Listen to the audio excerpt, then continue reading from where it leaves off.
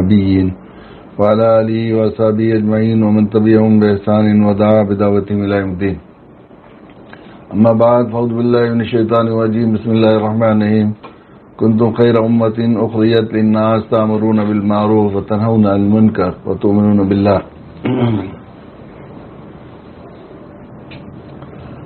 خوش قسمت اور بہت ہی قابل قدر بچیوں اور میری بہنوں، میں دل کی گہرائی سے آپ کو مبارکباد پیش کرتا ہوں کہ اس زمانے میں جب ملت میں عام طور پر دعوت کے سلسلے میں آخری درجے میں مجرمانہ غفلت پائی جاتی ہے، اور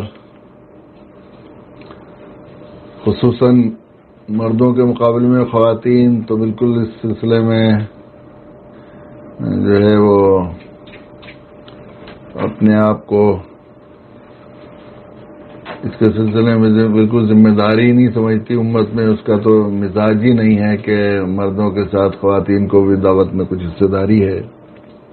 ایسے وقت میں اللہ تعالیٰ نے ہماری ان بچیوں کو اور گھر کے خواتین کو اور ان کی تمام خوش قسمت رفیق بہنوں کو یہ موقع عنایت فرمایا کہ ایک بہت ہی کامیاب اور ایک مفید دعوتی تربیتی کیمپ منعقد کیا، اور یہ الحمدللہ اپنی تکمیل کو پہنچا ہے. یقیناً یہ امت مسلمہ کو اس کی کھوئی ہوئی عزت، وقار اور قدر و منزلت واپس دلانے کی ایک تحریک ہے. یہ کوئی ایک چھوٹا کام نہیں ہے، یہ ایک بہت تاریخی کارنامہ ہے. امت کو دعوت کے اوپر کھڑا کرنا اور امت کا دعوت کے لیے مزاج بنانا، گویا ان کی کھوئی ہوئی قدروں کو واپس دلانا ہے. یہ بہت بڑا کارنامہ ہے، اس لیے کہ یہ دعوت جو ہے اللہ تعالیٰ نے ہمارے خیر امت کے مقام کی علت قرار دی ہے. قرآن مجید نے بڑی شان کے ساتھ اللہ تعالیٰ نے اپنے فضل سے بلا استحقاق، بلا طلب صاحب ایمان گھرانوں میں پیدا فرمایا اور اپنے آخری نبی جناب رسول اللہ صلی اللہ علیہ وسلم کا امتی بنایا، اور آپ پر ختم نبوت کا فیصلہ فرما کر جو کام انبیاء علیہ الصلوۃ والسلام سے لیا جاتا تھا وہ کام نیابتاً امت مسلمہ کے سپرد فرما کر بڑی شان کے ساتھ ہمارے منصب کا اعلان بھی فرمایا، اور منصب کا تعارف بھی قرآن مجید نے خود بنفس نفیس حاکم الحاکمین رب نے اپنی ازلی ابدی منشور قرآن مجید میں بڑی شان کے ساتھ ہمارا اس طرح سے کہ فرمائے کنتم خیر امتین، تم ہی سب سے اچھے ہو. انتم خیر امت نہیں فرمایا. حضرت عمر رضی اللہ تعالیٰ فرمایا کرتے تھے کنتم خیر امہ فرمایا. تم بھی اچھے ہو، یہ بھی اچھے ہیں کہ ہوتا ہے تم اچھے ہو، تم واقعی اچھے ہو یہ کہہ دیا جاتا.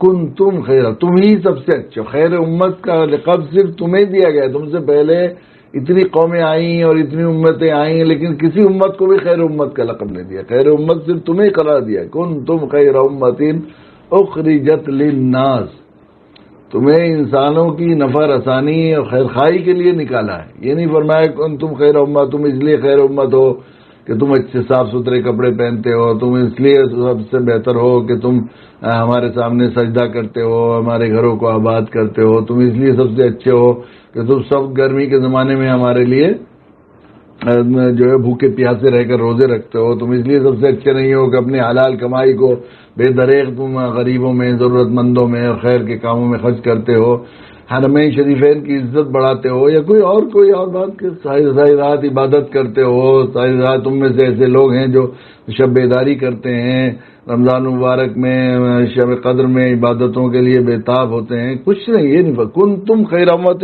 اخرجت للناس، تم بہترین امت ہو اس لیے کہ تمہیں نکالا گیا انسانیت کی بھلائی اور نفع رسانی کے لیے. کون سی تامرون بالمعروف وتنہون عن المنکر، تم لوگوں کو بھلائی کا حکم دیتے ہو، لوگوں کو برائی سے روکتے ہو. امت مسلمہ کی ایک داعی بنا کر بھیجا گیا، انسانیت پوری انسانیت کے لیے داعی بنا کر بھیجا گیا ہے. تمہیں اس کام کے لیے نکالا، اس لیے خیر امت. تو امت کی خیر امتیت کے لیے اس کی عزت، اس کے غلبے، اس کی سرفرازی، سربلندی کی علامت کے طور پر ہمیں دعوت عطا کی گئی ہے. اس لیے کہ داعی کی حیثیت دینے والے کی ہے، دینے والے سخی کی ہے. سخی کو ہمیشہ عزت ہوتی ہے، دینے والے کو عزت ہوتی ہے اور لینے والے کو ذلت ہوتی ہے. اب اگر امت دائی نہیں رہے گی تو مدعو بن جائے گی. اگر امت دائی نہیں بنے گی تو یہ اللہ کا قاعدہ ہے. یہ نہیں ہو سکتا کہ نیوٹرل کوئی چیز نہیں ہے. نیوٹرل تو دونوں طاقتوں کے یا نگیٹو ہوگا یا پوزیٹو ہوگا، یا آدمی آفینسو پوزیشن میں ہوگا یا ڈیفینسو پوزیشن میں ہوگا. نیوٹرل نہیں ہوگا. نیوٹرل تو دونوں طاقتوں کے برابر ہو جانے کو کہتے ہیں، آمنے سامنے ہو جانے یا جو ہے ہو جانے کا نام ہے. اصل یہ ہے کہ یا تو دائی بنیں گے یا مدعو بنیں گے، یا تو دینے والے بنیں گے یا لینے والے، یا ڈونر بنیں گے یا بیگر بنیں گے، یا سخی بنیں گے یا فقیر بنیں گے. اب سخی نہیں بنیں گے تو فقیر بنیں گے، دینے والے نہیں بنیں گے تو لینے والے بنیں گے. اب لینے والے بنیں گے، دینے والے بنیں گے تو عزت کا، سربلندی کا، سرفرازی کی کیفیت ہوگی نفسیاتی طور پر دینے والے کو ہمیشہ. اور فقیر بنیں گے تو ہمیشہ احساس کمتری اور پسماندگی اور ذلت اور محکومیت کا سامنا کرنا پڑے گا. اب صورت حال یہ ہے کہ امت دعوت کو چھوڑ دینے کی وجہ سے 100% مزاج تحفظاتی بن گیا ہے. آخری درجے میں احساس کمتری پایا جاتا ہے. ہمیشہ ہمیں جو ہے دفاع کی طرف لگے رہتے ہیں لوگ 100%. ہمیں جو ہے بس زندگی جو ہے ہمیں اس سے حفاظت، اس سے حفاظت، اس سے حفاظت، یہ حفاظت، یہ دفاع، یہ دفاع. کبھی کوئی حملہ کرتا ہے، کبھی کوئی حملہ کرتا ہے، کبھی ہماری نبی کی شان پر حملہ ہوتا ہے، کبھی قرآن پر حملہ ہوتا ہے، کبھی کسی چیز پر، کبھی کسی چیز پر، کبھی کسی نام سے، کبھی کسی نام سے. اور ہم پوری زندگی ہمارے بڑے اسکالرس کو جو لوگ اپنی ڈیڑھ بالش کے پیٹ کے چکر میں لگے ہوئے ان کی بات نہیں، جو لوگ ملی اور دینی کاموں میں دلچسپی بھی رکھتے ہیں وہ بھی زندگی آخری درجے کی احساس کمتری اور دفاع میں گزارتے ہیں. دفاعی لائن میں جب آدمی ہوتا ہے، ویسے بھی دیکھیے دفاع کو اور جو ہے ڈیفنس کو آفینس صاف پڑتا ہے، اور اقدام اور جو ہے ایکشن سے مقابلہ کرنا زیادہ مشکل ہوتا ہے وقبل دخا کے. اگر ہم لوگ دائیانہ منصب پر ہوتے تو دوسرے لوگوں کو دفاع کرنا پڑتا. ہم آفینسو پوزیشن میں ہوتے، ایکشن کے حال میں ہوتے، اقدام کے حال میں ہوتے تو لوگ دفاع کرتے، تو ہمیں دفاع سے مقابلہ کرنا پڑتا. اور جو شخص دفاع سے مقابلہ کرنا بہت آسان ہوتا ہے اقدام کے مقابلے میں. دنیا سب جانتے ہیں جو لوگ دوسرے کی ڈی میں کھیلتے ہیں وہی اپنا گول بچاتے ہیں، اور جو لوگ اپنے ہی ڈی میں کھیل رہے ہیں تو وہ ہر وقت ان کے اوپر گول کا خطرہ منڈلاتا رہتا ہے، وہ تو ہمیشہ خطرے میں رہتے ہیں. یہی صورت حال ہماری ہے کہ ہم ہمیشہ بس ہمارا حال یہ ہے کہ ہماری دفاعی دعوتی کو ایسا حال ہو گیا ہے، ہم لوگ ایک زمانے سے مسلسل دفاعی جنگ لڑتے لڑتے جو ہے ہمارا حال یہ ہو گیا ہے کہ ہماری دعوتی کوششیں جو 100% آفینس اور اقدام ہے، ایکشن ہے کہ ہم دوسرے کو اپنے جو ہے اس دین کی دعوت دینا ہے، ان کی خیر خواہی ہمارے مطلوب ہے. تو اب صورت حال یہ ہو گئی ہے کہ ہماری دعوتی کوششیں بھی 100% دفاعی انداز کی ہو گئی. ہم غلط فہمیاں ہی دور کرانے میں لگے ہوئے ہیں. بس ہم ایسے نہیں ہیں، ہم دہشت گرد نہیں ہیں، ہم فلاں نہیں ہیں، ہمارے ساتھ یہ مسئلہ نہیں ہے، ہمارے ساتھ یہ مسئلہ نہیں ہے. یہ وہ صورت حال ہے. دیکھیے قرآن کے سلسلے میں غلط فہمیاں دور کرائی جائیں، نبی کی کردار کے سلسلے میں غلط فہمیاں دور کرائی جائیں، اور ہماری وفاداری کے سلسلے میں جو غلط فہمیاں ہیں ان کو دور کیا جائے، اسی میں لگے رہتے ہیں 100%. میں نے آخری صفحے میں واقعہ لکھا ہے کہ ایک مرتبہ علی گڑھ یونیورسٹی میں تھیولوجی ڈپارٹمنٹ میں یہی اگست کا مہینہ تھا، تو ایک سیمینار تھا جنگ آزادی میں مسلمانوں کا حصہ. مجھے بھی مہمان خصوصی کے طور پر بلایا تھا. کچھ ایسے محسنین ہیں جو بیچارے تعلق رکھتے ہیں گاؤں کا ہونے کے باوجود، مجھے وہاں بلا لیا گیا. تو یہ جناب حامد انصاری صاحب جو ہمارے یہاں وائس پریزیڈنٹ رہے ہیں، اس زمانے میں وائس چانسلر تھے وہاں، ان کی صدارت میں جلسہ ہونا تھا. یہ صدارت کر کے نکل جانے والے تھے، صدارتی خطاب کر کے انہیں شریک بھر ہونا ہوتا ہے بڑے لوگوں کو. تو وہ پھر بعد میں انہیں کسی اور پروگرام میں جانا تھا، مگر کسی صاحب نے کچھ اس طرح کا تعارف کرایا تو وہ اپنی تقریر کرنے کے بعد، صدارتی خطاب پہلے کرنے کے بعد پھر رک گئے کہ مجھے فلانا خطاب سننا. چند تقریریں ہوئی، آخر میں مجھے بات کرنی تھی تو میں نے بات شروع کی. تو میں نے کہا کہ دیکھیے معاف کیجیے گا، مجھے اب اس عنوان سے اتفاق نہیں. اس میں تحفظ کی بو آ رہی ہے، ڈیفینس کی بو آ رہی ہے، اس میں ری ایکشن کی بو آ رہی ہے. تو اگر آپ کو یہ بات اچھی نہیں لگ رہی کہ ایک تعلیمی ادارے میں مہمان خصوصی کے طور پر آیا ہے اس سیمینار میں اور عنوان سے اتفاق نہیں تو یہ تو بہت ہی تو اس میں میری خطا نہیں ہے. آپ نے ایک گاؤں کے دیہاتی کو بلایا کیوں ہے ایک علمی ادارے میں؟ میں تو مظفر نگر کا مشدد آباد کا رہنے والا ہوں. میں نے ان سے کہا کہ میں اہل ادب نے مظفر نگر کو مشدد آباد کہا ہے. وہاں بولنے کا بھی ہر چیز میں تشدید لگاتے ہیں. ہمیں روٹی کو روٹی، لوٹے کو لوٹا، آٹے کو آٹا، اس طرح بولتے ہیں. تو جہاں کے لوگوں کو بولنے کا سلیقہ نہ ہو تو ظاہر ہے کہ وہاں کے لوگوں کو بلایا آپ نے. مگر میرے ساتھ میرے ذہن میں ایک بات ہے تو میں آپ کو اس میں شریک کروں گا. ہو سکتا ہے کہ آپ کو بھی شاید یہ بات لگے کہ ہاں واقعی یہ بات صحیح ہے. تو میں نے اپنی جیب سے قلم نکالا اور جیب میں قلم لگا ہوا تھا. میں نے کہا یہ قلم ڈاکٹر یاسین مظہر صاحب شاید سامنے بیٹھے ہوئے تھے. میں نے کہا ڈاکٹر یاسین مظہر صاحب یا زاہد علی صاحب مجھ سے لے لیں، ڈاکٹر زاہد علی صاحب مجھ سے لے لیں. تو غم مجھے ہوگا یا ان کو ہوگا؟ یہ بیٹھے ہوئے ہیں دوسرے جو پروفیسر صاحب ہیں. مجھے فکر ہوگی، مجھے پریشانی ہوگی. میں کہوں گا بھائی میرا قلم دے دو واپس، بھائی میرا قلم ہے دے دیجئے دے دیجئے. وہ نہیں دیں گے تو میں انصاری صاحب سے درخواست کروں گا، انصاری صاحب میرا قلم دلوا دیجیے. کہ ہندوستان میں 900 سال تک مسلمانوں کی حکومت تھی اور اسلام کا قانون یہ ہے کہ کسی ملک پر مسلمان حکومت کر چکے ہوں اور وہ ملک ان کے ہاتھ سے چلا جائے تو پوری امت مسلمہ کے ذمے دفاعی جہاد فرض عین ہے. فرض کفایہ ہے عام جہاد، لیکن وہ فرض عین ہے، اس کو واپس لے آنا. تو اس مسئلے کی ذاکر تو اس مسئلے کو تفہیم کے لیے، سمجھانے کے لیے، امت تک اس بات پہنچانے کے لیے 1857 کو سمجھتے ہیں جنگ آزادی کی شروعات سے نہیں. 1857 سے 72 سال پہلے شاہ عبدالعزیز صاحب رحمۃ اللہ علیہ نے اکبر آبادی مسجد ہے یہی سبھاش چندر بوس پارک ہے جامع مسجد کے سامنے، وہاں پر ایک اکبر آبادی مسجد تھی. اس میں شاہ عبدالعزیز صاحب رہا کرتے تھے اور پڑھایا کرتے تھے. شاہ عبدالعزیز صاحب نے اکبر آبادی مسجد سے انگریزوں کے خلاف جہاد کا فتویٰ دیا. انگریزوں کے خلاف جہاد کا فتویٰ دیا. انگریز اتنا ناراض ہوئے اس سے کہ اس مسجد کو شہید کرانے کے بجائے زمین میں دھسوا دیا اسے مسجد کو، اور شاہ صاحب کے پہنچے نکلوا دیے جس حال سے قلم سے لکھا تھا وہ فتویٰ شاہ صاحب. تو یہ میں نے ایک مرتبہ میں جو ہے ہارون یوسف صاحب اور شعیب اقبال دونوں سے ایک بچوں کے گھر میں ایک پروگرام میں درخواست کی تھی کہ آپ حضرات کے ذمہ ہیں کہ اس مسجد کو نکلوایا جائے. آثار و سنادید میں سید احمد خان علیہ الرحمٰن نے اس کا بڑا ذکر کیا ہے. اس مسجد کو آزادی کی قومی یادگار بنایا جائے. یہاں سے جنگ آزادی شروع ہوئی. اس فتوے سے متاثر ہو کر سید احمد شہید رحمۃ اللہ علیہ نے جو ان کے خاص الخاص جو ہے مرید خاص تھے اور وہ جو ہے انہوں نے ہندوستان کے تمام راجاؤں اور بادشاہوں کو خط لکھے کہ سامان بیچنے والے ہمارے ملک پر قابض ہو گئے، ہم مل کر ان کو نکالیں، بعد میں فیصلہ کریں گے کہ راج کیسے کریں گے. ہولکر اسٹیٹ، راجا سندھیا اور کہاں کہاں لوگوں کو بھیجا انہوں نے. اور وہ جو لوگوں نے وعدے کیے کہ آپ چلیں ہم ساتھ دیں گے، لیکن کوئی نہیں گیا. پھر انہوں نے اس خیال سے کہ افغانستان سے جو ہے وہ بہادر فوجوں پٹھانوں کی ایک فوج تیار کریں گے اور پھر انگریزوں کے خلاف کوشش کریں گے، اور وہ جہاد شروع کیا اور ایک خاصے حصے پر انگریزوں سے قبضہ کر لیا اور اسلامی مملکت قائم بھی کر لی. وہاں سے آزادی کا سلسلہ شروع ہوا. مگر چونکہ وہ لوگ آخرت کے طالب تھے اور جنت انہیں دکھ گئی اس دوران جہاد، تو وہ اس مسئلے کو درمیان میں چھوڑ کر اپنے اللہ سے ملنے اور معشوق اور محبوب حقیقی سے ملاقات پر انہیں نہیں ہو سکا. وہ لوگ چلے گئے. پھر شیخ ولی محمد صاحب ان کے قافلے کو لے کر آئے اور پھر انہوں نے فوج بنائی اور پھر جہاد کیا. ان کے ساتھ بھی یہی ہوا اور یہ سلسلہ چلتا رہا یہاں تک کہ شاملی کے میدان میں 1857 میں حضرت مولانا قاسم نانوتوی، حضرت حاجی امداد اللہ، مولانا رحمۃ اللہ کیرانوی، حضرت حافظ امین شہید وغیرہ وغیرہ یہ بزرگوں کے ساتھ انگریزوں کا جہاد ہوا. اس میں بھی تقریباً وہی بات جو ہے سامنے آئی. تو حضرت شیخ الہند رحمۃ اللہ علیہ نے یہ خیال کر کے کہ جب تک اکثریت کو اس میں شامل نہیں کیا جائے گا، وہ لوگ جن کی مطمع نظر موت سے پہلے کی زندگی ہے، تو شاید ہم ظاہری طور پر اس آزادی کو حاصل نہیں کر سکتے.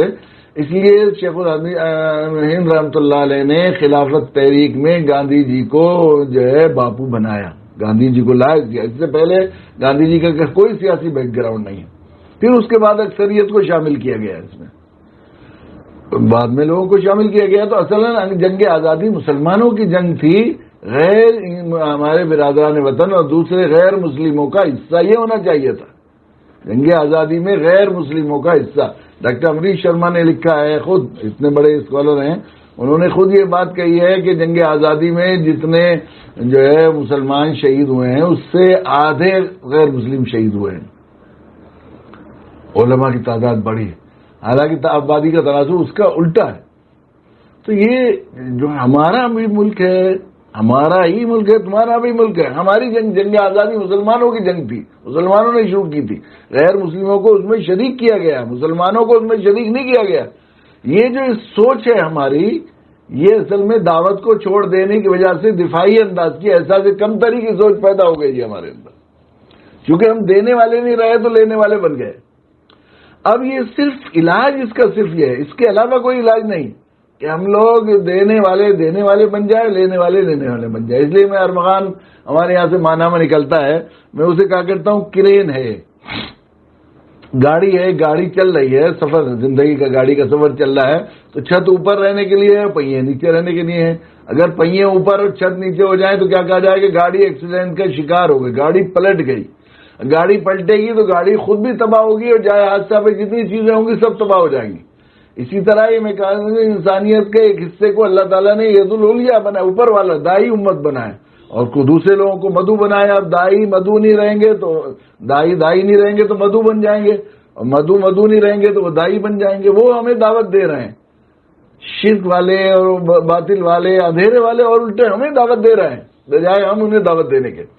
تو اوپر کی گاڑی کا نیچے، اور نیچے کی گاڑی انسانیت کی گاڑی یہ پلٹی ہوئی ہے، اس کے لیے کرین کی ضرورت ہے کہ گاڑی کی چھت اوپر آ جائے اور پہیے نیچے آ جائے، اوپر والا اوپر آ جائے، نیچے والا نیچے آ جائے۔ تو یہ صرف مسلمانوں کے مسئلے کا حل نہیں، دعوت میری بہنوں پیاری بچیوں، صرف مسلمانوں کے مسئلے کا حل نہیں بلکہ پوری انسانیت کا، انسانیت کی پوری گاڑی کا مسئلے کا حل، مسائل کا حل یہ ہے کہ دینے والے بن جائیں اور لینے والے بن جائیں۔ تو اور یہ جب تک نہیں ہو سکتا، دینے والے لینے والے اس وقت تک نہیں بنتے جب تک کہ انسان کی فطرت اور مزاج یہ بنایا ہے، جس ماحول میں آدمی رہتا ہے اس سے متاثر ہوئے بغیر نہیں رہتا، جس ماحول میں رہتا ہے اس میں متاثر ہوئے بغیر نہیں رہتا۔ آدمی، بہت سے لوگ کہتے ہیں کہ ہم بالکل جو ہیں بہت مضبوط ہیں، کیسے مخالف ماحول میں ہمیں بھیج دیجئے، ہم پر کچھ حال نہیں ہوگا۔ وہ بات غیر فطری بات کہتے ہیں، غیر فطری بات کہتے ہیں۔ سخت سردی کے موسم میں اگر کوئی شخص ننگا باہر دکھائی دے رہا ہے تو آپ سمجھیں گے کہ پاگل ہے۔ سخت گرمی کے موسم میں کوئی شخص اگر کمبل اوڑے بیٹھا ہوا ہے تو آپ کو معلوم خیال ہوگا کہ شاید بیمار ہے، اس وجہ سے کمبل اوڑے بیٹھا ہوا ہے۔ گرمی ہے تو گرمی سے متاثر ہونا چاہیے تھا۔ صحیح الصحت اور صحیح العلم الفطرت کی خصوصیت یہ ہے کہ وہ ماحول سے متاثر ہو۔ تو جس ماحول میں رہ رہے، اگر ہم دفاعی ماحول میں رہیں گے تو سوچ دفاعی ہوگی ہماری، اور اگر ہم اقدامی ماحول میں رہیں گے اور دعوتی ماحول میں رہیں گے تو دعوتی۔ اگر ماحول دعوتی نہیں تو چند افراد اگر دعوتی سوچ پیدا کریں گے اور چلائیں گے، کوشش کریں گے، تو وہ بھی داعی بن کر زندگی گزار نہیں سکتے، بلکہ کچھ دنوں کے بعد ان کے سے بھی جو دعوت کا رنگ ہے اور دعوت کا جذبہ اترنا شروع ہو جائے گا۔ چنانچہ ہم دیکھتے ہیں اتنے دنوں سے بہت دعوتی کیمپ چل رہے ہیں، تربیتی کیمپ کے سلسلے میں مسلسل پروگرام ہو رہے ہیں، اور بہت سی طریقے سے کوشش کی جاتی ہے۔ اور چونکہ دعوت قرآن و سنت اللہ کے کرم کے قربان کے اللہ تعالیٰ نے اس دین کی قیامت تک کے لیے حفاظت اپنے ذمے لی ہے۔ انا نزلنا الذکر وانا لہ لحافظون، ہمارے ذمے پچھلی امت قیامت تک رہنے والا یہ دین تھا، اور دین طے تھا اللہ کے یہاں قیامت تک اسی دین کو رہنا ہے۔ اس لیے پچھلی جو مذاہب تھے ان کی حفاظت ان کی امتوں کے ذمے رکھی، لیکن ہمیں اس دین کی حفاظت اپنے ذمے رکھی، اور حفاظت کا انتظام کیا کہ قرآن و سنت پر اس کی اساس رکھی، اور قرآن کو بھی اللہ تعالیٰ نے محفوظ کیا، اور قرآن سیرت پاک کو بھی انتہائی محتاط اور انداز میں محسوس کیا۔ تو قرآن و سیرت میں، سنت میں دعوت کی اہمیت 2 اور 2 4 کی طرح ایسی واضح ہے۔ تو جب علماء کے سامنے اس کے دلائل پیش کیے جاتے ہیں تو وہ علماء جنہوں نے زندگی بھر کبھی دعوت کے بارے میں سوچا بھی نہیں تھا اور خیال بھی نہیں تھا کہ یہ کام ہمیں کرنا ہے، وہ بھی مجبور ہو جاتے ہیں کہ ہاں یہ تو اس میں تو کوئی دو چار نہیں ہے۔ لیکن علمی اور عقلی طور پر وہ یہ بات ماننے کے باوجود، یہ بالکل تجربہ ہے، علمی عقلی طور پر ماننے کے باوجود بھی کہ یہ دعوت کا اتنی ضروری ہے، عملی میدان میں وہ دعوت میں قدم رکھتے ہوئے ذرا وہ نہیں ہوتا۔ بہت زمانے تک جب اس نے پریکٹیکل ساری زندگی کبھی گاڑی نہ چلائی ہو، کار نہ چلائی ہو آدمی نے، اور بڑھاپے میں اسے کار سکھانے کی کوشش کریں گے، یا اسے وہ کہہ دے گا بھائی کار چلانا تو چاہیے ضرور، بہت اچھا ہے، اور کہے گا کہ اس طرح چلتے بھی ہے اور سب چلاتے آئے ہیں، اس میں کوئی شک نہیں. اسی طرح صحیح کہہ رہے ہو آپ، گیئر بھی اسی طرح بدلے جائیں گے، اور تم صحیح کہہ رہے ہو، اسی کرسی پر بیٹھا جائے گا، چیئر پر بیٹھ کر گاڑی چلے گی، اور یہ جو بات بتا رہے ہو سارے اصول بالکل صحیح ہیں، لیکن وہ ہمت جرت نہیں کر پائے گا. وہ یہی دیکھتے ہیں ہم لوگ، کتنی جگہ ایسا ہوا کہ وہ لوگ واز بھی کر لیتے ہیں دعوت پر، اور جب انہیں عملی طور پر فیلڈ ورک کے لیے لے جانا ہوا، ایسا ہمارے ساتھ بہت مرتبہ پیش آیا. بڑے بڑے علماء جنہوں نے بہت اچھی ضیافت کی ہمارے ساتھیوں اور رفقا کی، اور بہت وہ کیا، نہیں صرف یہ کہ خود نہیں گئے بلکہ اپنے بیٹوں اور اپنے بچوں کو کہہ دیا بیٹے خطرناک ماحول ہے، تم فیلڈ ورک میں مت جانا، کہیں کوئی تم نہ پھنس جاؤ کہیں سے، کس صورتحال ہے. تو چونکہ دعوتی ماحول نہیں ہے، اس لیے اس وقت اس پوری انسانیت کی سب سے بڑی ضرورت یہ ہے کہ امت مسلمہ میں دعوتی ماحول پیدا کیا جائے. مجھے جو بات کہنی ہے اس پس منظر میں وہی ہے کہ جب تک ماحول نہیں بنے گا، جب تک فضا دعوتی ہوتی ہے، جس ماحول میں ہوتا ہے آدمی، جب بنا ہوا ہوتا ہے نظام، فضا بنی ہوئی ہوتی ہے تو آدمی اسے مانتا ہے، اسی طرح کی کیا کرتا ہے. ہم لوگ خود دیکھتے ہیں، ڈرائیور یہاں سے چل رہا ہے، گاڑی چلا رہے ہیں دہلی میں ہمارے، تو آخری درجے میں اشاروں کا لحاظ کرتے ہیں، لائٹ کا لحاظ کرتے ہیں، بہت ہی گرین لائٹ پر چلیں گے، ریڈ لائٹ ہوگی تو فوراً رک جائیں گے. لیکن جیسے یو پی کے اردو پہ کرتے ہیں تو انہیں خیال بھی نہیں کہ یہاں لائٹ لگی ہوئی ہے. میٹرو میں آدمی ہوتا ہے تو اس کا نظام بنا ہوا ہے کہ جب تک بند نہیں ہوگا گیٹ اس وقت تک چلے گا ہی نہیں یہ. لیکن وہاں اور دوسری ریل میں پہنچ جائیں تو اس میں لوگ باہر لٹکے ہوئے چلتے ہیں، کتنا سفر کرتے ہیں، چونکہ اس میں قانون کو فالو کرنے کا ماحول بنا ہوا ہوگا کہ قانون کو فالو کرنے کا ماحول. وہی آدمی، وہی ڈرائیور جب حدود طے کرتا ہے دلی سے باہر تو ہو جاتا ہے، چونکہ وہاں ماحول نہیں ہے. تو ان ماحول کا بنانا بہت ضروری ہے. اس لیے اسلام دین فطرت ہے.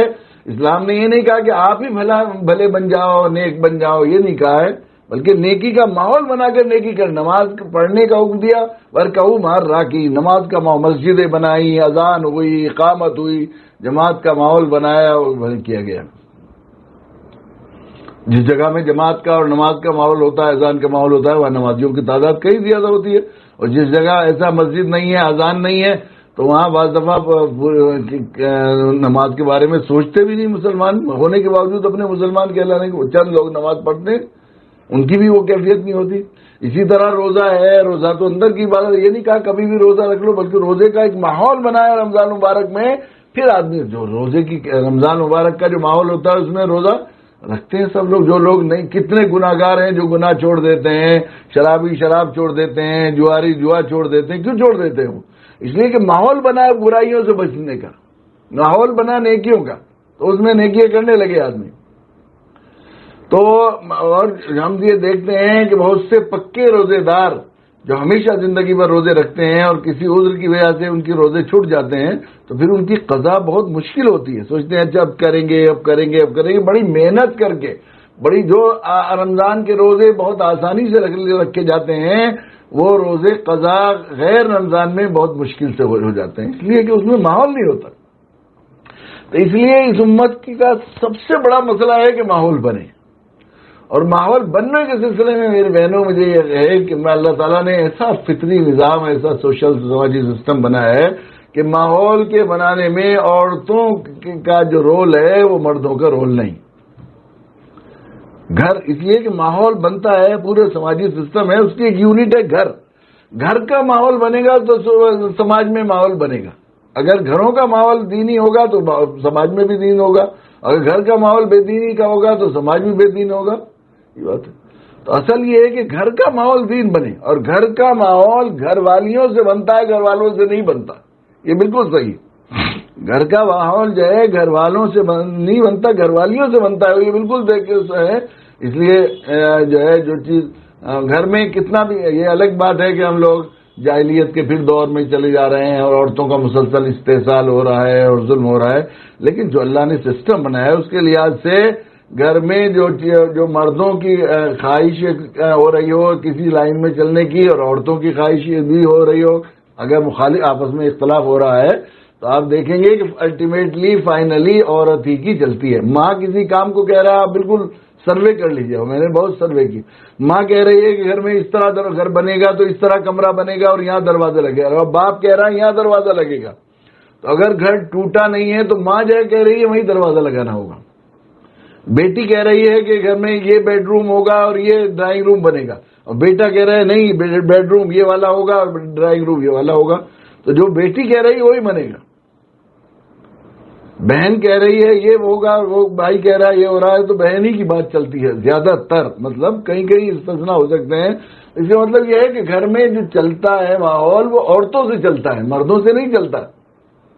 عورتوں میں اگر دعوتی یہ ہوگا مزاج بنے گا اور جذبہ پیدا نہیں ہوگا اور دعوتی شعور بیدار نہیں ہوگا, ہرگز ماحول میں ماحول دعوتی نہیں بن سکتا. اور ماحول دعوتی نہیں بنے گا تو یہ امت اسی طرح احساس کمتری میں گھٹ گھٹ کر محکومیت مغلوبیت میں اور ذلت کی زندگی گزارے. اس لیے کہ دعوت کو چھوڑنے سے یوں بھی اللہ کے نبی صلی اللہ علیہ وسلم سچے مخور صادق جناب رسول اللہ صلی اللہ علیہ وسلم نے فرمایا, لوگوں تم امر بالمعروف اور نہی عن المنکر کرتے رہو, نہیں تو اگر تم چھوڑو گے تو تم پر اللہ تعالیٰ ایسی ذلت مسلط فرمائیں گے, پوری کائنات کی طاقتیں اس کو ہٹانا چاہیں گی تو نہیں ہٹائیں گی. حضرت مولانا مجدد یقین حضرت مولانا یوسف صاحب رحمۃ اللہ علیہ اس حدیث کے پس منظر میں یہ بات فرمایا کرتے تھے کہ اگر امت میں ایسا حال ہو کہ ایک بھی آدمی گناہگار نہ ہو, سارے متقی اور پارسا ہو جائیں, کافر مشرک نہیں, پوری انسانیت میں ایک بھی آدمی گناہگار نہ رہے, تو اس وقت بھی امت دعوت کو چھوڑے گی تو اس پر ایک ایسی ذلت مسلط ہوگی کہ پوری کائنات کی طاقتیں اسے ہٹا نہیں پائیں گی. اور اب چاروں طرف شرک اور کفر ہو, برائیاں عام ہو, بے حیائی فوش منکرات اتنا زیادہ پھیل رہی ہوں, اس وقت آدمی نہیں کرے گا تو پھر ذلت میں تو مبتلا ہوگا یقیناً. اور پھر دعوت کو چھوڑنے کی وجہ سے مدعو اور فقیر بنیں گے, بھکاری بن جائیں گے, جب فقیر ڈونر بیگر بن جائیں گے تو ان پر احساس کمتری ہوگا کہ ان کا غلبہ ہوگا. اور یہ احساس کمتری کا غلبہ اور یہ تمام کا علاج صرف یہ ہے کہ امت میں دعوتی ماحول پیدا ہو. اور دعوتی ماحول پیدا ہوگا جب خواتین میں دعوتی بیداری پیدا ہوگی یقیناً. اور ہم نے بالکل زندگی بھر کا تجربہ ہے کہ جن گھروں میں عورتوں کے واسطے سے دعوتی مزاج بنا اور دعوت کا شروعات ہوئی وہ بہت مستقل بھی رہتا ہے اور بہت جذباتی طور پر ان کا تعلق دعوت سے ہوتا ہے اور بہت پختہ ہوتا ہے وہ رنگ, دعوتی رنگ. اور جن گھروں میں مرد ہوتے ہیں تو وہ کبھی اترتا ہے, کبھی چڑھتا ہے, کبھی اترتا ہے, کبھی ان پر جذبہ آ جاتا ہے, پھر ہو جاتا ہے, پھر چڑھتا ہے, پھر اتر جاتا ہے. یہ دیکھا ہے. دعوتی تربیتی کیمپوں کے سلسلے میں بھی میرا اپنا تاثر یہ ہے, یقیناً بہنوں کی شکایت ہے اور مجھے خود اس جرم کا اعتراف ہے اور میں اس کی معذرت خواہ ہوں کہ مردوں کے 10 کیمپوں سے جتنا دعوتی ماحول نہیں, ہم نے بہت ہی وہ کیا ہے. ہمارے بہت سے ساتھیوں نے میری اس بات کی تائید کی. مردوں کے 10 دعوتی تربیتی کیمپوں سے وہ دعوتی ماحول نہیں بنا جو خواتین کے ایک کیمپ کے ذریعے بنا. وہاں کھڑے ہو گئے لوگ اور مستقل وہاں پر یہ ہوا. تو اس سے معلوم ہوا کہ بہنوں آپ کی ذمہ داری کہیں زیادہ ہے اس کے سلسلے میں, خصوصاً یہ ملک اس میں اور بھی زیادہ ایسا حال ہے. میں نے شاید کسی آخری صفحے میں لکھا ہے یا پچھلے کسی مجلس میں یہ بات کہی تھی کہ ہمارے ایک ساتھی ہیں دھیرج دیشمکھ, یہاں ہندوستان میں ایک بہت بہادر قوم ہے مراٹھے, جو وہاں کے جو ہے مہاراشٹر میں اکثر رہتے ہیں. وہ جو ہے وہ یہاں ان کی اونچ نیچ کا جو یہ ہے چھوا چھوت کا اور منوواد کا جو سسٹم ہے اس میں اسے بیکورڈز میں اچھوتوں میں شمار کیا جاتا ہے ان کو, اور وہ جو ہے برہمن ان کو نیچ ذات سمجھتے ہیں. تو اس چیز کی وجہ سے ان کی طبیعت میں بڑا دوری رہی ہے. اور مراٹھوں میں ایک بہت بڑی تحریک چل رہی ہے مراٹھا سیوا سنگھ کے نام سے, اور انہوں نے یہ تحریک کی ہے وہ جو ہے شیواجی کی والدہ کی یوم پیدائش کے موقع پر وہ ہر سال لاکھوں لاکھ مراٹھے دستخط کرتے ہیں مراٹھے کہ ہم ہندو نہیں رہے. اب پہلی مرتبہ ایک قوم ہے جو ایک مذہب کو چھوڑ کر بیچ میں آ گئی ہے, اب انتظار کر رہی ہے کہاں جائے.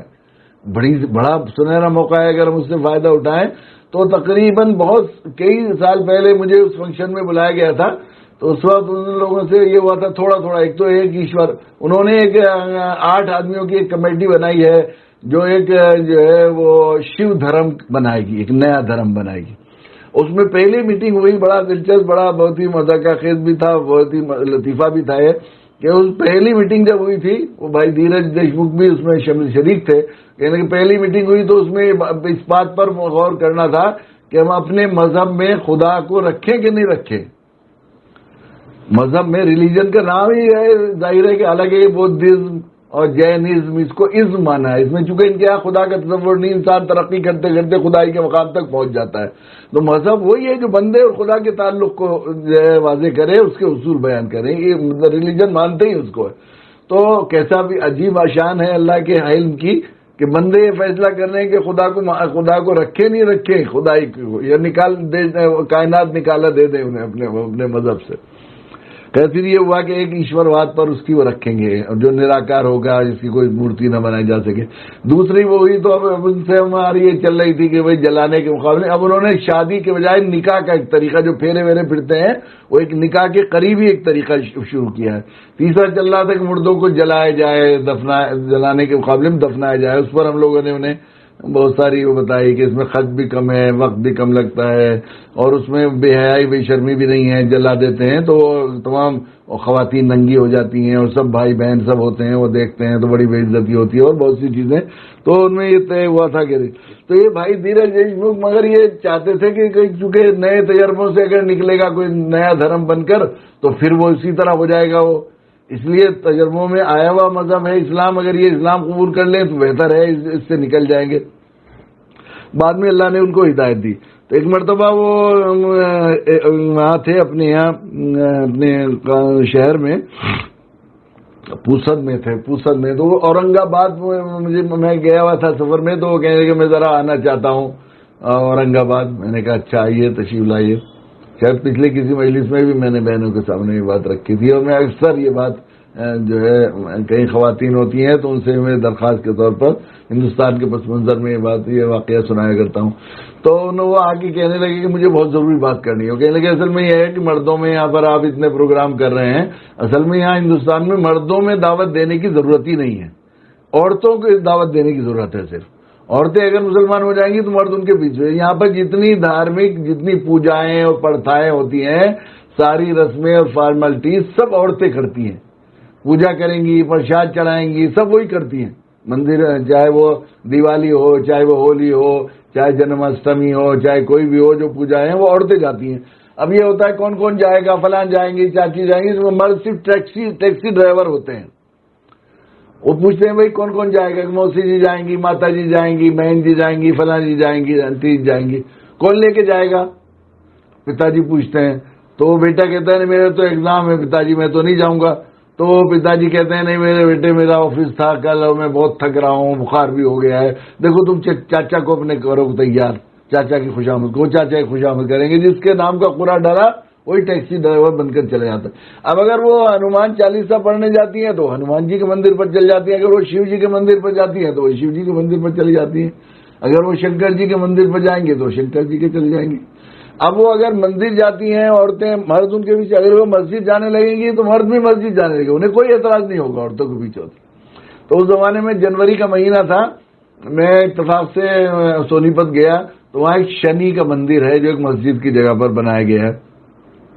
وہ شنی جو ہے وہ نقصان کے دیوتا کہلاتے ہیں، نقصان پہنچائیں گے، کہتے ہیں سنیچر چڑھ جائے گا ان پر، شنی چڑھ جائے گا، شنی دیوتا کے ڈرتے ہیں اسے۔ تو بڑے لوگ زیادہ ڈرتے ہیں نا، ڈرا اس سے نسبتاً۔ تو وہاں پر سب وی آئی پی آتے ہیں پوجا کے لیے، لال بتی کی گاڑیاں، امپورٹڈ گاڑیاں کھڑی ہوئی تھی۔ ہم لوگ گئے تو میں نے سلیم لائن لگی ہوئی تھی پوجا کے لیے، تو میں نے سلیم سے کہا کہ مرد بھی گنو عورتیں بھی گنو، تو انہوں نے بتایا 37 عورتیں تھیں اور 6 یا 7 مرد تھے صرف۔ تو اب یہاں پر صرف عورتوں میں کام کی ضرورت ہے، مردوں میں زیادہ کام کی ضرورت نہیں۔ اگر عورتیں اپنی دعوتی ذمہ داری کو ادا کریں تو مرد ان کے پیچھے پیچھے خود ہی جو ہے اسلام کی طرف آ جائیں گے۔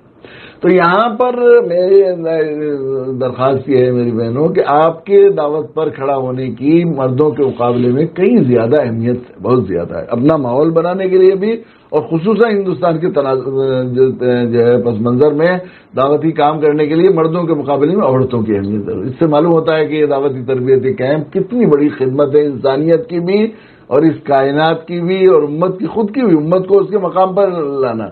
لیکن یہ ہے ظاہر ہے کہ اللہ کے نبی صلی اللہ علیہ وسلم نے فرمایا صرف دعوتی کیمپ ٹریننگ لے لینا کافی نہیں ہے۔ ٹریننگ لیتا ہے آدمی کس لیے، سیکھتا کس لیے، سیکھ کر اگر کرے نہیں کام تو کچھ فائدہ نہیں ہے۔ سیکھنا ہے تو کرنے کے لیے کرنا ہے نا، تو ہمیں ماحول بنانا ہے اور خود بھی ہمیں ظاہر ہے افضل اس کو یہ ایک اعلیٰ ترین عبادت بھی ہے ساری کائنات میں۔ ظاہر ہے سب سے محبوب بندے انبیاء علیہ السلام، ان کا مشغلہ ہے، یہ اعلیٰ ترین عبادت ہے جو ہے اللہ کے بندوں کو اللہ کی سے جوڑنا۔ یہ اللہ کے یہاں بہت ہی محبوب ہے، بہت جو اس پر بڑے فضائل ہیں ایک آدمی کی ہدایت پر اللہ کے نبی صلی اللہ علیہ وسلم فرمایا تیری وجہ سے ایک آدمی کو ہدایت مل جائے تیری نجات کے لیے کافی ہے. کتنا بڑا اللہ کے بندوں کو، بھولے بسرے بندوں کو اللہ کی طرف جوڑنا، کتنا کیسی اللہ کے نبی صلی اللہ علیہ وسلم نے پیاری مثال بتائی کہ جو شخص کسی بھولے بسرے بندے کو اللہ سے جوڑ دیتا ہے اللہ اتنا خوش ہوتے ہیں، اتنا خوش ہوتے ہیں. صحرائے عرب کے لوگوں کے لحاظ سے ایک خوبصورت مثال پیارے نبی صلی اللہ علیہ وسلم سلام ہو آپ پر اور اللہ کی رحمتیں. آپ نے کیسی پیاری مثال سے لوگوں کو سمجھایا کہ ایک شخص اونٹ پر سوار ہو کر صحرا میں سفر کر رہا ہے اور صحرا میں سفر کرتے کرتے تھک کر وہ رک گیا ایک درخت کے سائے کے نیچے اور اس نے اپنے اونٹ کو باندھ دیا. اب اونٹ کو باندھ دیا اس نے تو پھر سو گیا، اسے آنکھ لگ گئی. اب ذرا شام ہوئی تو اس کی آنکھ کھلی تو اس نے دیکھا کہ اونٹ ساز و سامان کے ساتھ غائب ہے. اب صحرا میں خاص طور سے ریگستان میں پوری آلات زندگی اونٹ کے ساتھ ہے. ایک قدم چل نہیں سکتا آدمی، ریت میں تھوڑا دو چار قدم اٹھائے گا تو بس آگے تھک نہیں جو ہے پاؤں دھسیں گے. صرف اونٹی پر سوار ہو کر سفر طے کر سکتا ہے. پھر وہ پانی نہیں ہے، کھانا کچھ نہیں ہے. پھر وہاں درندے آنے لگتے ہیں شام کے وقت میں اور ویسے ہو سکتے ہیں. تو وہ آدمی ادھر تلاش کر رہا ہے ادھر تلاش کر رہا ہے. رات جیسے ہونے لگی تو گھبرانے لگا، وہ سوچا میری زندگی ختم ہو گئی ہے. بہت مایوسی کی حالت میں اچانک اسے اپنا اونٹ ساز و سامان کے ساتھ مل جائے تو اسے ایسے لگا جیسے دوبارہ زندگی مل گئی. تو وہ خوش ہوا اور خوش ہو کے اللہ کے شکر میں کہنا تو یہ چاہتا تھا، جب خوش زیادہ ہوتا ہے آدمی تو خوش تو ایسا ہوتا ہے کہ وہ جو ہے خوش ہو کر کہنا تو یہ چاہتا ہے کہ اللہ تو میرا رب میں تیرا بندہ، یہ کہنا چاہتا ہے. لیکن خوشی میں کہہ رہا ہے اللہ تو میرا بندہ میں تیرا رب. جیسا یہ بندہ خوش ہوتا ہے اس سے زیادہ اللہ اس بندے سے خوش ہوتے ہیں جو بھولے بسرے بندے کو اللہ سے ملا لیتا ہے. اب اللہ تعالیٰ کو یہ بندوں کی طرح خوش تھوڑے ہی ہوتے ہیں کہ ایسا وہ نہیں ہے. وہ تو اللہ تعالیٰ یہ تو ایک کمزوری ہے انسان کی کہ خوش ہوتا ہے تو وہ آواز کھو دیتا ہے اور ہو جاتا ہے. لیکن سلام ہو آپ پر. دیکھیے جب آپ ماں باپ چھوٹے بچے سے بات کرتے ہیں تو اس کی زبان میں توتلی زبان سے بات کرتے ہیں اسے سمجھانے کے لیے، یہ چھوٹی عقل سے بات کرتے ہیں تاکہ اس کی سطح میں آ جائے. تو پیارے نبی صلی اللہ علیہ وسلم نے شفقت و رحمت میں مامتا میں جو ہے ہماری عقل کے مطابق بات کرنے کی کوشش کی تاکہ ہمیں آخری درجے میں دعوت سے جذباتی تعلق پیدا ہو جائے. اور یقیناً اندازہ ہوتا ہے ایک زمانے میں پھلت تھا تو اتفاق سے ایک دن میں 6-7 لوگ الگ الگ آئے جن کے کسی کے بچے کھوئے ہوئے تھے ایک سال سے، کسی کا کچھ کسی کا کچھ. ایک صاحب عورت اور مرد تھے دونوں، کہنے لگے جی میرا بھیا فوج سے آیا ہوا ہے بیچارہ. تو پوری رات اسٹیشن پہ رہا، وہ ڈھونڈتا رہا. کسی اسے پتہ لگا کہ ایک بچہ ہے تو اسے لگا وہی ہے، اس کا ہاتھ پکڑ لیا اس نے رات کو. پھر وہاں اندھیرا ہو رہا تھا، معلوم ہوا کسی اور کے بچے کا ہاتھ پکڑ لیا. دیکھو بچہ میرا بھیا نہ کھاتا نہ پیتا ہے، میرے بچے کی آگ میں وہ بھی پھر رہا ہے. یعنی اسے مجھے ایسا لگا جیسے اسے اس بچے کے کھونے کا اتنا دکھ نہیں تھا جتنا اپنے بھائی کے اس بچے کو تلاش کر کے ان سے پا دینے کے سلسلے میں ان کی احسان مندی کا جذبہ تھا یقیناً. تو اس دوران ہمارے وہاں جدہ کے کچھ ساتھی ہیں، اور ناصر بھائی اور جمال اختر صاحب اور رضوان بھائی، انہوں نے کارگزاری سنائی کہ ہم لوگ گئے اور پتہ سمجھ رہے تھے کیمپ یہی ہے لیکن وہاں نہیں تھا اور ہمیں ریت کا راستہ تھا، بہت جانا پڑا اور پاؤں میں چھالے ہو گئے. اور اللہ کا شکر ہے ہم لوگ وہاں گئے کیمپ میں، مگر بہت اچھی کارگزاری ہوئی. اتنے لوگوں نے کلمہ پڑھا، اتنے لوگوں نے کلمہ پڑھا. میں نے کہا جیسے یہ ماں بہن اپنے بھائی کی مامتا میں اتنا بلک رہی ہے کہ میرا بھیا میرے بیٹے کو ڈھونڈنے میں کتنا زیادہ ہو رہا ہے، تو میں نے کہا اس سے کتنا زیادہ اللہ کو پیار آ رہا ہوگا ان بندوں پر جو اللہ کے بندوں کو ڈھونڈ کر اللہ سے ملانے کے سلسلے میں پاؤں میں چھالے آ گئے. یقین اصلاح کی مشکل بہت ہی مبارک ہے. تو یقین کتنا خوشی ہوگا، کتنا خوشی. تو اللہ کی طرف سے انتہائی مقبول محبوب عمل ہے اللہ کے تقرب حاصل کرنے کا. اس لیے بہنوں یہ میں دل کی گہرائی سے آپ کو عزیزی صبا اور ان کی تمام بچیاں جو اس میں کام کوشش کر رہی ہیں اور درس دینے والے معلمین اور معلمات، ان سب کو دل کی گہرائی سے مبارکباد دیتا ہوں. مگر یہ ہے کہ اب یہ سیکھ لیا تو اس پر مستقل مزاجی سے اللہ کے نزدیک مقبول افضل عمل مادی والا اللہ کے نزدیک مقبول ترین عمل ہے. لیکن یہ مقبول ترین عمل بھی جب وہ ہوگا جو اس پر استقامت اور مستقل مزاجی سے آپ لگے رہیں، مستقل مزاجی سے پابندی. اس لیے میں ابھی تھوڑی دیر پہلے یہاں پر ایک درس میں شریک تھا تو میں اس میں یہ بات بتا رہا تھا کہ سارے عارفین اور حکماء اور اللہ کے اولیاء اللہ کا اس پر اتفاق ہے کہ کسی معمولی طاعت پر استقامت 1000 کرامت سے بہتر ہے. اگر آدمی نے کوئی بھی ایک نیکی شروع کی اور پابندی سے کرتا رہے تو ایسے یہ تو سب سے اعلیٰ نیکی ہے دعوت. اگر اس پر پابندی و مداومت کریں گے تو ہزاروں کرامتیں حاصل ہو جانے سے زیادہ افضل ہوگا اور اللہ کی ولایت اور تقرب کے وہ درجات آپ کو حاصل ہوں گے. تو یقیناً میں سمجھتا ہوں کہ آپ بہت ہی مبارکباد کے مستحق ہیں اس پر پابندی سے. لیکن یہ ہے کہ ابھی اس کو اب ہمیں ایک بات یہ ہے، ایک تو یہ کہ پابندی کرنی ہے، مستقل مزاجی سے اس پر لگے رہنا ہے. اپنے علاقوں میں آپ کو کیمپ منعقد کرنے ہیں، اپنے لحاظ سے لوگوں کو جوڑنا ہے. چراغ سے چراغ جلتے ہیں تو جو ہے دوسری بہنوں کا ذہن بنانا ہے، دوسرے لوگوں تک پہنچنا ہے، گھروں کو دعوتی مرکز بنانا. کوشش کرنا ہے ہمارا ایک ہدف بن جائے کہ ہم لوگ مدینہ اور مکہ کے صحابہ کرام رضی اللہ تعالیٰ عنہ اجمعین ہمارے لیے آئیڈیل ہے. فَإِنْ آمَنُوا بِمِثْلِ مَا آمَنْتُمْ بِهِ فَقَدِ اهْتَدَوْا. تو یہ تمہاری طرح ایمان لے آئے تو ہدایت یاب ہوں گے. اللہ تعالیٰ فرما رہے ہیں قرآن مجید میں. کون ہے یہ؟ صحابہ سے فرما رہے ہیں تمہاری طرح ایمان لے آئے تو ہدایت یاب ہوں گے. تو صحابہ کرام رضی اللہ تعالیٰ عنہ اجمعین ہمارے لیے جو ہے آئیڈیل ہیں.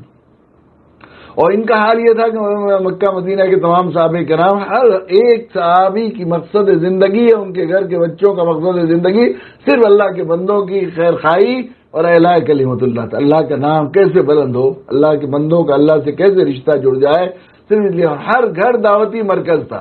دار ارقم، دار ابو ایوب کا نام آ جاتا ہے کہ وہ پہلے ہیں، وہ بنیاد پہلی یونٹ ہے، لیکن ہر گھر صحابہ کا اور صحابیات کا وہ ایک دعوتی مرکز تھا اور جس سے پوری دنیا میں اللہ کے بندوں کو اللہ سے جوڑنے کی کوشش کی. تو ہم بھی کوشش کریں کہ ہم امت مسلمہ کا ہر گھر دعوتی مرکز بن جائے اور ہر گھر میں دعوت کا ذکر ہونے لگے. ذکر ہوتا رہے تو وہ دیواروں میں اس کا اثر آنے لگتا ہے. یہ دیکھا ہے میں نے، جس جگہ پر دعوت کی بات ہوتی ہے. ہم لوگ پھلت میں اتنے دنوں سے ایسے ہی ڈھونگ بھر رہے ہیں، مرادی کر رہے ہیں، ڈھول پیٹ رہے ہیں دعوت کا. تو اس باوجود یہ کہ ہم خوب جانتے ہیں کہ ہم دعوت کے سلسلے میں کیسے مجرم ہیں اور میں نہیں. لیکن میں کئی دفعہ مسجد سے آتا ہوں یا گھر سے کبھی وہاں مدرسے کی طرف آتا ہوں، مہمان خانہ جس کو خانقاہ کہتے ہیں لوگ، وہاں آتا ہوں تو ننھے بچے، مزدوروں کے بیچارے، بالکل دیہاتی اور ان پڑھ لوگوں کے بچے اور بیچارے پھٹے پرانے کپڑوں میں، السلام علیکم وعلیکم السلام، دعا کیجیے اللہ ہمیں داعی بنائے. کوئی کہتا ہے ایک ابھی پچھلے عید بقرعید سے کچھ دن پہلے، عید الاضحیٰ سے پہلے، ایک بچی، چھوٹی سی بچی کہ وہ دعا، حضرت میرے لیے دعا کیجیے اللہ مجھے داعی اسلام بنائے. تو میں اتنا مجھے پیار آیا اس پر، اس کو اٹھایا میں نے گود سے، میں نے کہا اللہ آپ کو نہیں، آپ کے نسلوں کیسا کتنا بڑا احسان ہے. وہاں چونکہ ڈھول پیٹا گیا دعوت کا، تو ہم لوگ بھی خوب ڈھول پیٹیں دعوت کا، اپنے اتنا ذکر کریں اتنا ہو جائے کہ ہم پر سوار ہو جائے دعوت. اذا تکرر جتنی تکرار کی جاتی ہے اتنا ہوتا ہے. اور پھر اسے دعوت کو ہم زیادہ ایک تو پابندی کریں. دوسرے یہ کہ ظاہر اللہ کا یہ بھی اصول ہے قل ان کنتم تحبون اللہ فاتبعون، ہر عمل کے لیے یہ ہے فاتبعونی یحببکم اللہ. اگر تم اللہ سے محبت کرتے ہو، تم یہ چاہتے ہو اللہ تمہیں محبوب بنا لے، تو تم فاتبعونی، میری پیروی کرو، میری اتباع کرو. صرف نبی کی اتباع و پیروی میں سنت کے مطابق جو عمل ہوگا اللہ کے یہاں قابل قبول ہوگا. پہلی بات اس کے اندر اخلاص ہو، اور اخلاصی کے ساتھ اس میں شامل ہے جس کام کو اللہ کو راضی کرنے کے لیے کرنا ہے اسے نبی کے طریقے پر کرنا پڑے گا. تو اللہ کو ہے ہی وہ طریقہ پسند جو نبی کا طریقہ ہے. تو جتنی زیادہ ہماری دعوت کا محبوب ترین عمل بھی اللہ کے نزدیک جبھی محبوب اور مقبول ہوگا جب 100% سنت کے مطابق، ہم اسے 100% اس سنت کے مطابق دعوت کے لیے، جب ہمیں دعوت کو اپنی اقرب سننا کے لیے اس کے اندر خیر خواہی کا جذبہ سب سے بڑی. 128 آیتوں میں اللہ کے نبی صلی اللہ علیہ وسلم کا درد اور سوچ کو قرآن نے محفوظ کیا. لعلک باخع نفسک الا یکونوا مؤمنین، اے نبی اپنی جان کو ہلاک کر دیں گے اس غم میں کہ یہ لوگ ایمان لے آئے. اتنا تھا فلا تذهب نفسک علیہم السلام. اس پر حسرت کرتے میرے آقا محبوب آپ اپنی جان مت کھو دیجیے گا. تو ہم لوگ اس طرح ہمدردی اور خیر خواہی کا جذبہ اپنے اندر درد پیدا کریں، اور درد پیدا کرنے کے لیے ہمیں اللہ کے نبی صلی اللہ علیہ وسلم کی سیرت پاک مسلسل پڑھنی پڑے گی. نبی اکرم صلی اللہ علیہ وسلم کی سیرت پاک جتنا زیادہ پڑھیں گے ہم لوگ اتنا زیادہ اللہ جو ہے دعوتی درد اور سوز اور خیر خواہی پیدا ہوگی. یہ خیر خواہی دعوت کا سب سے بڑا ہتھیار ہے. دوسرے یہ ہے کہ ہم لوگ کوشش کریں کہ دعوت کو اقرب الی سنہ بنانے کے لیے زیادہ یہ کریں، دعوت بالقرآن پر اپنی توجہ مرتکز کریں. قرآن معجزہ ہے، اللہ کے نبی صلی اللہ علیہ وسلم کا کام بھی ابھی باقی ہے، اس لیے آپ کا معجزہ بھی زندہ و تابندہ اپنی پورے اثر کے ساتھ، پوری اعجاز کے ساتھ اور پوری اثر آفرینی کے ساتھ اللہ الحمدللہ زندہ تابندہ ہے قرآن مجید. اور قرآن مجید جیسے جیسے پیش کیا یہ دعوت بالقرآن، قرآن دعوت دینے کا بہت آسان سا طریقہ ہے، اور یہ کم سے کم سطح کے لوگوں کے لیے بھی آسان ہے. یہ بات بھی صحیح ہے کہ خود قرآن نے یہ بات کہی تعالوا الی کلمۃ سواء بیننا و بینکم، کہ لوگوں ایک اہل کتاب آؤ اس کلمے کے طرف جس میں تم اور ہم برابر ہو کہ اللہ کے علاوہ کسی کی عبادت نہ کریں. تو جو چیزیں مشترک بنیادوں پر دعوت دینا یا انہیں مانوس کرنے کے لیے ان کی کتابوں سے حوالے دینا، یا جو چیزیں حضرت تھانوی نور اللہ مرقدہ فرمایا، یہ بھی فرمایا کرتے تھے جتنا اسلام ان کی کتابوں میں ہے اگر وہ مان لیں تو ان کی نجات کے لیے کافی ہے. اس میں کوئی شک نہیں کہ جس طرح بائبل میں اور دوسری کتابوں میں ہمارے ہندوستان کے جو ہے پرانوں میں اور ویدوں میں بھی توحید، رسالت اور آخرت کے لیے ساری چیزیں موجود ہیں. خصوصاً اللہ کے نبی صلی اللہ علیہ وسلم کے تشریف آوری کے سلسلے میں جو پیش گوئیاں ہیں وہ تو اتنے واضح خطوط و واضح الفاظ میں ہیں کہ اگر ان کی تشریح سامنے آ جائے اور اگر کوئی ہٹی نہ ہو کوئی تو اس کو اللہ کے نبی صلی اللہ علیہ وسلم کے پر ایمان لائے بغیر کوئی چارہ کار نہیں ہو اگر آدمی اس کو ماننے پر آ جائے تو. لیکن یہ راستہ ذرا مشکل ہے. یہ صرف ان لوگوں کے لیے صحیح ہے جو کمانڈ رکھتے ہوں، جو صحیح سند کے ساتھ صحیح دلائل کے ساتھ پیش کر سکتے ہوں. بعض ایسے لوگ ہیں جو سنسکرت کو اچھی طرح جانتے بھی ہیں، سنتے بھی ہیں، اور یا وہ لوگ جو ان کے اہل علم ہیں جو ان کے جانتے ہیں. اصل میں ہمارے یہاں برادران وطن ہندو بھائی جتنے ہیں خصوصاً یہ شعوری طور پر ہندو نہیں بلکہ رسمی طور پر ہیں. انہیں خود اپنی مذہبی چیزوں کے بارے میں معلوم نہیں، مذہبی کتابوں کے بارے میں معلوم نہیں ہے، تو ان کو جب خود ہی معلوم نہیں تو اس میں ان کا حوالہ دیکھ کر ان کو جانا ہی ہے، یہ ہوتا ہے. اور اس میں ذرا تھوڑا مشکل کام ہے، صلاحیت زیادہ چاہیے اس میں. لیکن جن کو صلاحیت ہے اور ذرا پڑھے لکھے لوگ ہیں جو اپنے مذہب سے واقف ہیں ان کو دینے کی گنجائش ہے اور دینے میں کوئی حرج بھی نہیں ہے. لیکن عام لوگوں کو، ہم لوگوں کو جن کی سطح کم ہو، ابھی زیادہ سیکھا نہیں ہے اور زیادہ جانتے نہیں ہیں، ان کے لیے یہ دعوت بالقرآن کی وہ آیتیں جو توحید و رسالت آخرت پر یاد کرائی جاتی ہیں وہی یاد کریں اور ان کا ترجمہ پیش کریں تو زیادہ آسان ہوگا. اس کو کوشش کریں کہ ہم جو ہے دعوت کو اقرب الی سنہ رکھیں. اور اس کے اندر کچھ زیادہ ایک بات یہ بھی ہے کہ بے اخلاص تو ما سلکم علیہ من اجر، انبیاء علیہ الصلوۃ والسلام ہر نبی کی زبان سے یہ بات کہلائے میں تم سے کوئی بدلہ نہیں مانگتا. یعنی دل میں کوئی مادی منفعت نہ ہو، یہ بھی نہ ہو کہ ہماری ووٹ بڑھ جائے یا یہ جو ہے ہمارے ملک میں غلبہ ہو جائے، یہ بھی ابھی صحیح نہیں. یہ بھی اخلاص کے منافی. 100% یہ ہو کہ یہ میرا بھائی ہے یا میری بہن ہے جو دوزخ کی راہ جا رہی ہے، میرے اللہ نے میرے ذمہ لگایا ہے کہ میں اس کو بچانے کی کوشش کروں، میرے اللہ راضی ہو جائے. یا اخلاص ہو اس کے اندر اور درد ہو. یہاں خصوصاً یہ ملک اللہ کے نبی صلی اللہ علیہ وسلم ارشاد فرمایا مجھے ہندوستان کی مٹی سے محبت کی خوشبو آتی ہے، اہل محبت کا ملک ہے. اور یہ بات بار بار میں دہراتا رہا ہوں اپنی ٹوٹے پھوٹے زندگی کے دعوتی تجربات کی بنیاد پر کہ ہمارے ملک میں دعوت کا کام کرنے کے لیے زیادہ صلاحیت کی ضرورت نہیں، صرف محبت اور جرأت کی ضرورت ہے. ہوتا یہ ہے کہ بہت دنوں تک دعوت دیتا ہے اور یہ ہمت نہیں کر پاتا کہ بھئی کلمہ پڑھو. بہت سے ایسا ہوتا ہے جو ہمارے اندر جو بزدلی اور غیر اللہ کا خوف ہے اس کی وجہ سے بھی ہوتا ہے. یہ کچھ دیوانوں جرأت مندوں کی ضرورت ہے جو جا کر سیدھے کہیں قولوا لا الہ الا اللہ تفلحوا اور اسلم تسلم سے بات شروع کریں. تو دو چیزوں کی ضرورت، جرأت اور محبت کی ضرورت ہے. تو اپنے اندر جرأت بھی پیدا کریں، محبت بھی پیدا کریں.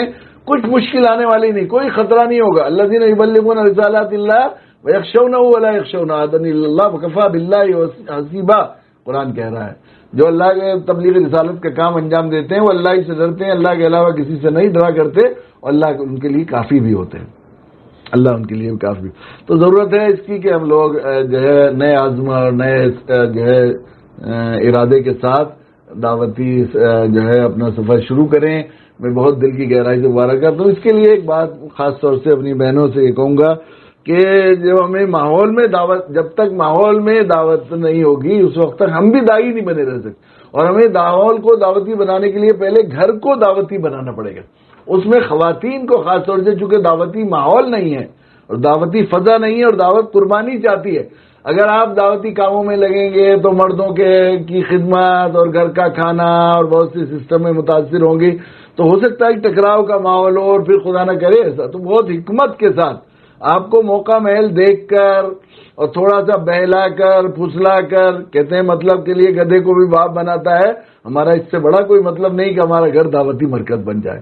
تو دعوتی گھر میں مرکز بنا تو اپنے بچوں کو باپ بھی بنانا پڑے گا، اپنے شوہر کو شوہر بھی بنانا پڑے گا، تھوڑا سا اس کی خوشامد درآمد کر بہلا پھسلا کر ٹکراؤ کا معاملہ اختیار نہ کریں، بلکہ ان کی خوشامد کر ان کے پیر پکڑ کر ان کو واسطے دے کر ان سے وقت لیں اور ان کی خدمت کو جو دوسرے اوقات میں اس کی تلافی کر دیں. جو اس وقت دعوتی کام کے سلسلے میں تھوڑی سی خلل واقع ہو تو اسے، یا کھانا وغیرہ ہے یا جو چیزیں ہیں، اگر آپ کو دعوتی کام کے لیے جانا ہے تو پہلے سے اپنے ان کی تیاری کریں، تاکہ ان کو یہ نہ ہو کہ دعوت کی وجہ سے ہماری شیطان، اصل میں دعوت کا سے مشن کا بیر ہے. شیطان ویسے تو دشمن ہے انسان کا، لیکن دعوت سے مشن کا بیر ہے. انما یدعو حزبہ ان الشیطان لکم عدو فاتخذوہ عدوا، انما یدعو حزبہ لیکون من الصالحین. شیطان تمہارا دشمن ہے، اسے دشمنی بنائے رکھنا.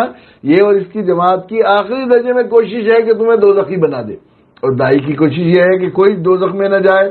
تو مشن کا بیر ہے نا، تو کسی چیز میں بھی ٹکراؤ پیدا کر سکتا ہے. تو آپ کو دشمن کے اس سے ہوشیار رہنا پڑے گا، ضرور، یہ ضروری ہے اس کو کریں. تو یہ جو ہے ہمیں اس کا اللہ تعالیٰ توفیق دے کہ ہمیں اللہ سے دعا بھی مانگتے رہیں. جب کبھی ایک اور چھوٹا زمانہ، آج کل ریموٹ کا زمانہ ہے، کوئی چابی نہ کھل رہی ہو، کوئی مسئلہ، نیچے سے جہاز خراب ہو جاتے ہیں تو نیچے سے ریموٹ سے صحیح ہو جاتے ہیں، اے سی ریموٹ سے چلتا ہے، گاڑی ریموٹ سے اسٹارٹ ہوتی ہے، سب کچھ ہوتی ہے. گھر میں ذرا ایسا تناؤ کا ماحول ہو اور دعوت کے لیے اجازت نہ مل رہی ہو یا مردوں کی طرف سے اس کا اپوز ہو رہا ہو تو سیدھے ٹکراؤ کا ماحول نہ کریں. 100 بار یا 300 بار استغفار پڑھیں.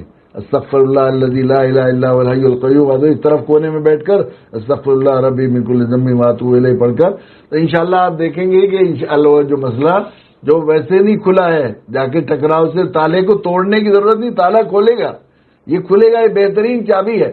استغفار پڑھ لیا کریں تو انشاءاللہ گھر میں اللہ نے چاہا تو مردوں کی طرف سے اجازت ہی نہیں ہوگی، مردوں کی طرف سے آپ کی رفاقت ہونے لگے گی گھر کو. اور پھر دوسرے یہ ہے کہ شوہر کو اپنا جو ہے، ہم لوگ رفیق حیات ہوتے ہیں ایک دوسرے کے، لیکن ہم لوگ کوشش کریں کہ دعوتی پارٹنر، دعوتی رفیق بنائیں.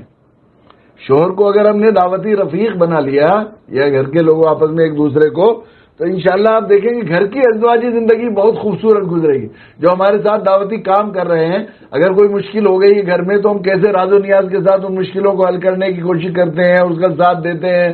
میں یہ کہہ دوں گے فلاں یہ کر لوں گا وہ کر لوں گا. ہم لوگ تو ہم لوگ یہ کوشش کریں کہ گھر کی اساس ہی ہماری دعوت پر ہو جائے. تو ہم لائف پارٹنر ہونے کے بجائے دعوتی رفیق بنے ایک دوسرے کے، کوشش کریں اسے دعوتی رفاق. اور جس طرح کسی کو رفیق بنانے کے لیے غیر کو، باہر کے آدمی کی خوشامد کرتا ہے، اس کی ذہن سازی کرتا ہے، اس طرح اپنے شوہروں کی اور اپنے بچوں کی، بڑے بیٹوں کی، اپنے گھر کے مردوں کی ذہن سازی کرے تو انشاءاللہ کام بنے گا. اللہ تعالیٰ توفیق عطا فرمائے کہ جو ہے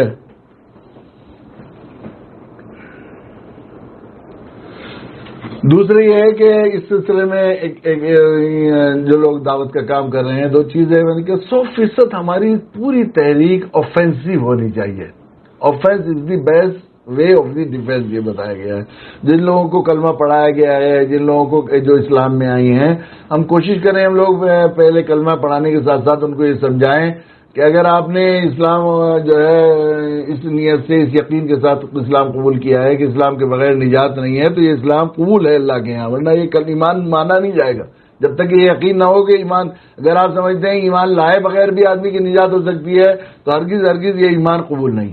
اور جب ایمان کے بغیر نجات نہیں، ہمیشہ کی دوزخ ہے، تو وہ جو ماں جس نے پالا ہے، پیٹ میں رکھا ہے، دودھ پلایا ہے، وہ جہنم میں جائے، آپ جنت میں جائیں. وہ باپ جس نے کیسے محنتوں سے خون پسینے کی کمائی سے آپ کو پالا، کپڑے پہنائے، کھانا دیا، وہ جہنم میں جائے. وہ بھائی جس نے محبتیں دی، وہ بہن جس نے کتنی قربانیاں دی، وہ جہنم میں جائے. تو تجربہ یہ ہے کہ اگر اسے فکر لگ گئی اور اسے اپنے گھر والوں کو دوزخ سے بچانے کی سوچ پیدا ہو گئی اور اس نے کام شروع کر دیا، تو وہ تربیت کے سلسلے میں اور دین کی ایمان کی حفاظت کے سلسلے میں بھی خود کفیل ہو جاتا ہے. یہ اور جیسے جیسے وہ دعوت اس کا ایمان پختہ ہوتا ہے، پھر وہ سیکھنے کی کوشش کرے گا، پھر لوگوں کو بتانے کے لیے جاننے کی کوشش کرے گا، تو جیسے جیسے وہ کرتا جائے گی بہن یا بھائی ہو تو انشاءاللہ وہ اس کا ایمان بھی پختہ ہوتا چلا جائے گا۔ دوسری بات یہ کہ وہ اپنی نفسیات، اپنے گھر کی معاشرات، اپنے عقائد سے اتنی وہ واقف ہے اور زبان سے آپ واقف نہیں، اگر اس کو دعوت پر لگائیں گے تو دیکھیں گے آپ کہ وہ آپ جتنا کام کر سکتے ہیں اس سے 10 گنا وہ اکیلے کام کرے گا، تو یہ کرے گا جو بھی نیا مسلم، یہ جو مہاجر بھائی بہن ہیں ہمارے، تو ان کی ہمیں حوصلہ افزائی بھی کرنی چاہیے، ان کو ان کی دلجوئی بھی۔ بہت انسان سماجی حیوان ہے، ایک رشتہ نہ ہو تو آدمی کتنا زیادہ شکستہ دل ہوتا ہے، بڑا بھائی بہن ہے چھوٹی بہن نہیں ہے تو کتنا مشکل ہوتا ہے رومال دھونے کے لیے کوئی خدمت کے لیے کہنا ہے، بڑی بہن سے نہیں کہہ سکتے، بڑے ابو تو ہیں چھوٹے ابو نہیں ہیں، چچا، تو باپ سے یا ماں سے کوئی بات منوانی ہے تو چچا کے واسطے سے منواتا ہے، جس کا کوئی رشتہ نہ ہو جائے تو اسے ہمیں اندازہ نہیں ہے، تو ان کی دلجوئی اور ان کی حوصلہ افزائی اور ان کی نصرت یہ بھی ہمیں بہت ہی جو ہے اس کو بہت بڑا دعوتی کاز کا ایک بہت بڑا حصہ ہے، اس کی فضا بنانی چاہیے، اس کا مزاج بنانا چاہیے۔ پھر ایک یہ ہے کہ ایک ایسی ٹیم بھی ہونی چاہیے جماعت کی، وَلْتَكُن مِنكُمْ أُمَّةٌ يَدْعُونَ إِلَى الْخَيْرِ وَيَأْمُرُونَ بِالْمَعْرُوفِ وَيَنْهَوْنَ، پوری امت کے ذمہ دعوت فرض ہے، ہمیں کرنا ہے، لیکن اپنے کام بھی کرتے رہے ساتھ ساتھ، اجازت ہے اس کی، لیکن ایک جماعت تو ایسی ہونی چاہیے جو 100% دعوت کا کام کرے اور ہم لوگ اس کی کفالت کریں، اس کی ضروریات زندگی کا لوگ انتظام کریں، یہ بھی فرض کفایہ ہے امت میں، ہر امت میں ایسا ہوتا ہے، امت کے ہر طبقے میں اور ہر علاقے میں چند بہنیں ایسی ہونی چاہیے اور چند بھائی ایسے ہونے چاہیے جو دعوت کے لیے اپنے آپ کو ڈیوٹ کریں، اور پھر ان کی ضروریات اور ان کے لیے جو ان کے جو مسائل ہیں اس کے سلسلے میں امت اس کی کفالت کرے، اس کی ضرورت ہے۔